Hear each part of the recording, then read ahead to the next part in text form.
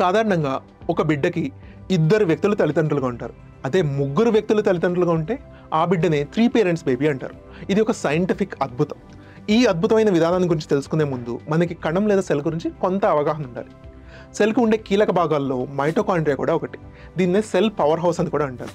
సింపుల్గా చెప్పాలంటే మన మొబైల్ ఫోన్లోని బ్యాటరీ లాగా సెల్కి కావాల్సిన ఎనర్జీని ఈ మైటోకాండ్రియా సప్లై చేస్తుంది. అయితే కొంతమంది మహిళల్లో ఈ మైటోకాండ్రియాలోని లోపాల వల్ల వాళ్ళకి పుట్టే పిల్లల్లో కంటి జబ్బులు, గుండె జబ్బులు, ఫిట్స్ వంటి అనేక రోగాలు వచ్చే అవకాశం కూడా చాలా ఎక్కువ.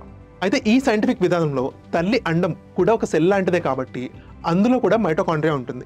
ఒకవేళ తల్లికి ఫాల్టీ మైటోకాండ్రియా ఉంటే తల్లి అండంలో నుంచి న్యూక్లియస్ని వేరు చేసి హెల్దీ మైటోకాండ్రియా ఉన్న దాత అండంలోకి ప్రవేశపెడతారు. అలాగే దాత అండంలోని న్యూక్లియస్ని ముందే వేరు చేస్తారు.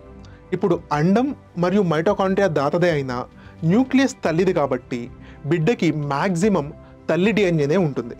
ఇలా రెడీ చేసిన అండాన్ని తండ్రి స్పర్మ్తో ఫెర్టిలైజ్ చేసి తల్లి గర్భంలోకి ప్రవేశపెడతారు. ఇలా పుట్టిన బిడ్డకి 99% తల్లిదండ్రుల డిఎన్ఏ, 1% కన్నా తక్కువ డోనార్ డిఎన్ఏ ఉంటుంది. సో టెక్నికల్గా ముగ్గురు తల్లిదండ్రులు అన్నమాట.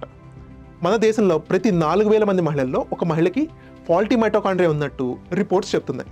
అలాంటి మహిళలకు పుట్టే పిల్లలకి ఈ మైటోకాండ్రియా రీప్లేస్మెంట్ థెరపీ ఒక గొప్ప వరం.